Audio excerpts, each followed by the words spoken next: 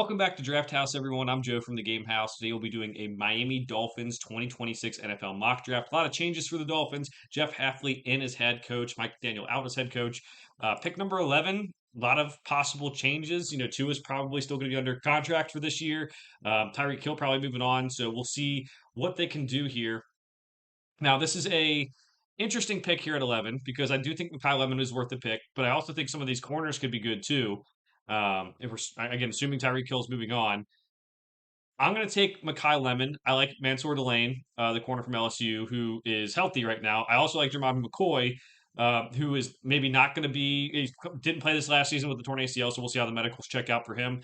For this one, we'll take Makai Lemon. Let's get another wide receiver to pair with Jalen Waddle here, and we'll see if we can use some of our later picks to get one of the corners. All right, second round pick. You could go Jennings Dunker, the tackle from Iowa, who's probably going to be in guard, but we're going to go Chris Johnson from San Diego State. He played really well this past year, really put his name on the map for NFL draft people. So I think that could be a good pick to help with the corner position. And you can always, guards, you can usually get them later in the draft. You can sign them in free agency. I hope that the Dolphins do prioritize offensive line in free agency first, but we'll see. Next pick up, I think Chase Pasantis isn't too far out of the question, but we do have a pick later, so maybe we'll take a different position and see what we can do. Uh, you know what? Let's take Anthony Lucas out of USC. Bradley Chubb, Chop Robinson did not grade out well according to PFF this year. So we'll take him, and then we'll take Chase Pasantis later to improve the interior of the offensive line. And then pick 90. So many picks back to back to back. You could get Zach Branch if you wanted to replace Tyreek Hill's speed, but we already took a wide receiver, so we'll probably go a different position here. Um, got the edge there. It's the end of the third round pick. Maybe not looking for a guy who's going to start immediately, but someone who can develop. And a lot of the guys here seem like they're at positions that we've already taken. Um, I would be opposed to Brian Parker. He's a guy who's going to move on to the interior at the next level.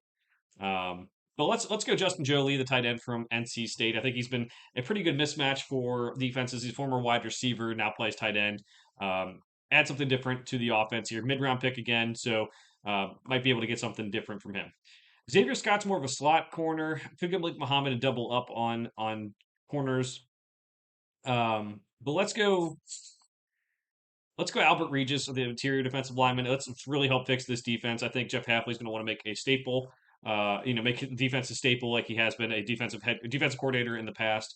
At this pick now, at pick 149, they could go quarterback late again. They did that last year with Quinn Ewers. I kind of think they might pass on quarterback, let it ride out with Tua and Quinn Ewers, and see where they lie heading into next year's draft class. Could be, a year where they have a high pick. So I think they might pass on him. We'll kind of see where the rest of this board stacks up for him.